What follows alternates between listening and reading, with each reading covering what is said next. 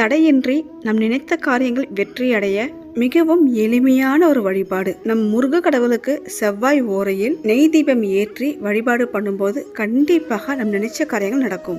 6 வெற்றிலை காம்பு கிள்ளி எடுத்துக்கணும். நல்லா கழுவிட்டு மஞ்சள் குங்குமம் இட்டு மயில் தோகை போல் பித்தளை தாம்பால் தட்டில் அடுக்கி வச்சிடணும். சின்னதா ஒரு அகல் விளக்கு எடுத்துக்கோங்க.